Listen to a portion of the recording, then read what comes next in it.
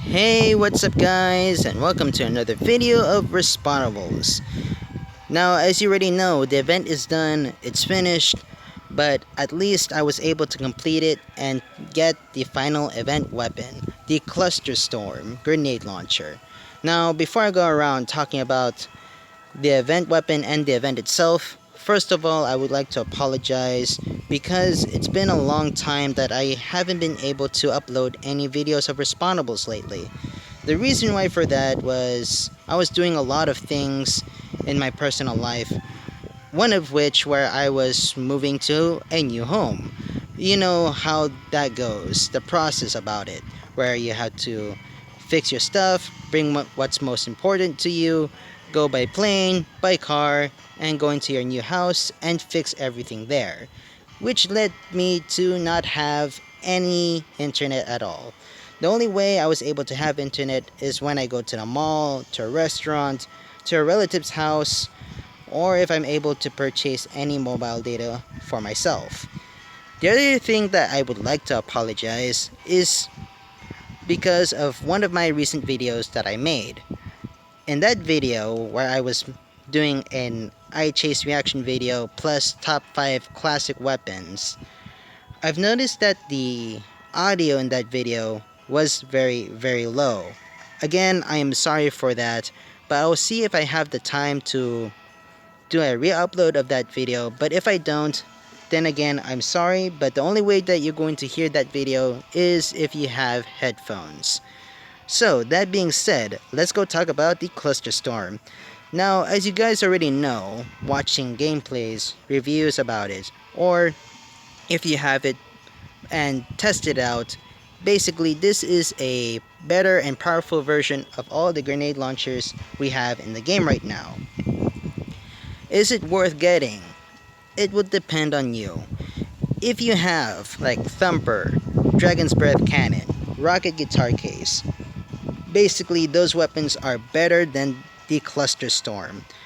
But for me, it's not a bad weapon. It's a very fun weapon to play with, but also you need to know how to use it, because if you don't, you basically auto kill yourself.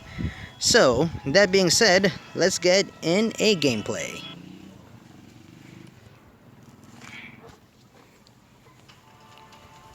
So here we are in Sandtown, a very good map where you can test every new weapon you have. Either it's an event weapon or a bot weapon. Basically, these bots are always willing to help you out in testing new weapons. So, 12 rounds in a clip, you shoot 3 grenades at the same time, which makes you do 4 shots. Range, very decent. Almost as the same range as the normal grenade launcher that we have in the game. Reload speed is very quick. So that is what I like about this weapon. You reload very fast. You can also do the same method with the normal grenade launcher and the dual grenade launcher, where you shoot it on the floor, you run, and if the enemy is following you, basically they will die. There you go. If you encounter anybody wearing, let's say, red hero armor or the... Oops, I auto-killed myself. Sorry. Like I was trying to say, if you encounter anybody wearing red hero armor or anti-explosive armor, it would take as at least a full clip to kill somebody using this weapon. There you go.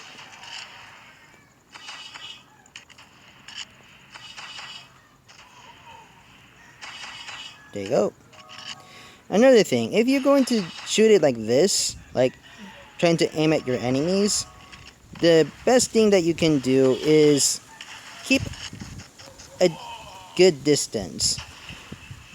And if the enemy spots you and you weren't able to kill them very accurately with this weapon, they will kill you very, very fast. As you already know that this weapon is a grenade launcher, and you already know that in this game there's a lot of overpowered weapons and balanced weapons in the game that could basically kill you.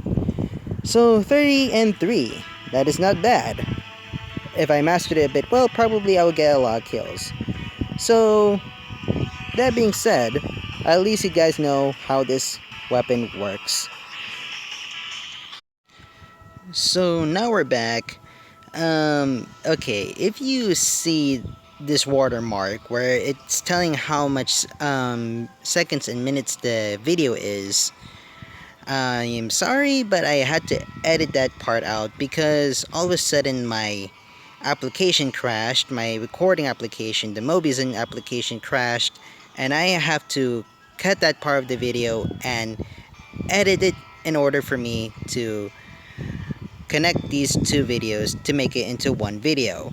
So that being said, now as you already seen the gameplay about it, let's go talk about the event. So, how was the event? Basically, the event was very disorganized. The final trial reminds me of the Road to Glory event, where the last two parts of the event requires you to use these recommended weapons in order for you to get double the points.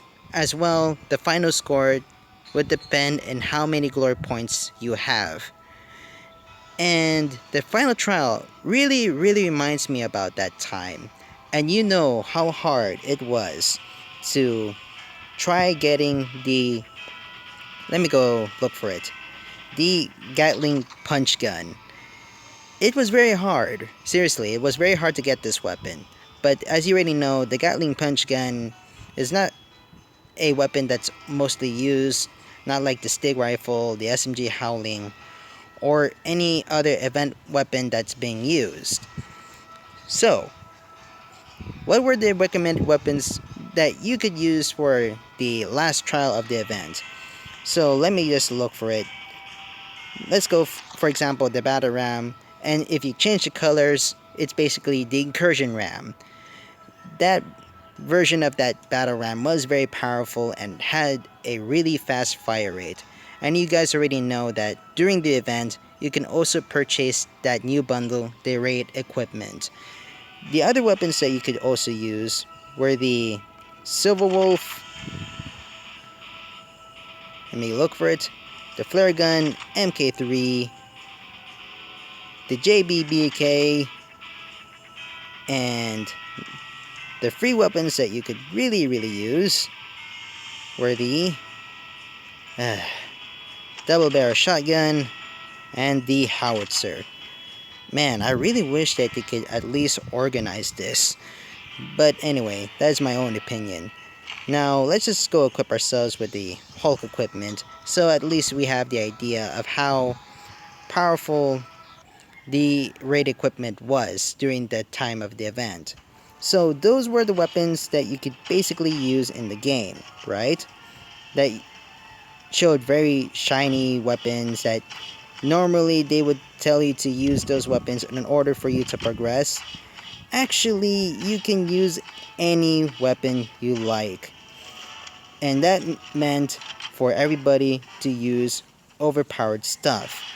And you know how hard it was to counter all those weapons, especially like for example, you want to nerf the armed guitar case, but all of a sudden somebody comes with aristocrat shotgun. That was a very hard thing in the game to at least defend yourself from many overpowered weapons in the game. The other thing is that there were some players who were doing like speed hacks or gadget hacks, and you already know how annoying that is, especially if they're doing those two hacks at the same time. Especially that there are bundles now that have the ability to speed boost, or I would like to say speed hack. Like for example, the, what do you call this? The sabotage pack. That bundle was also very annoying, especially if you combine the chest with the Cyber Ninja legs, where you can put a lot of trap metals across the map. The other thing is using the Raid Hulk, where everybody was running around. Not was, were. Sorry.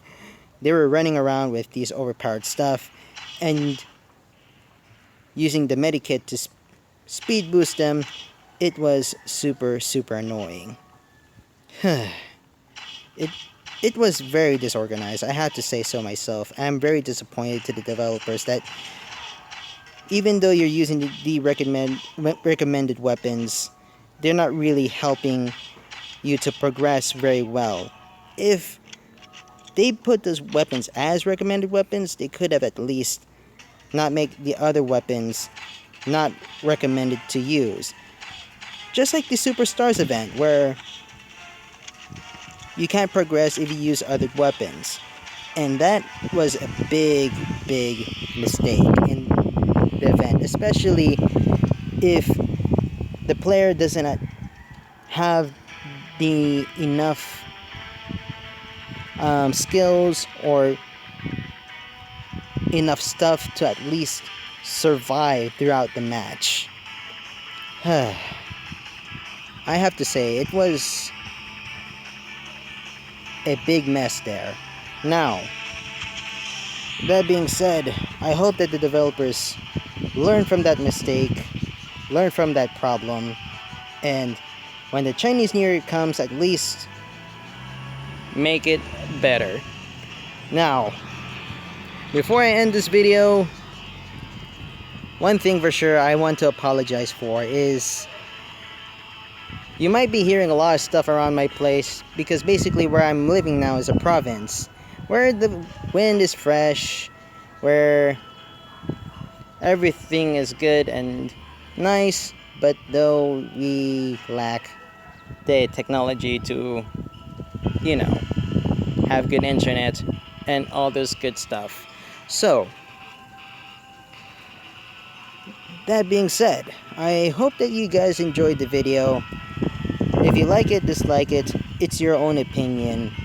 And I'll do my best when I have the time to upload many videos as I can. So, hope you guys take care, and see ya in the next Respawnables video.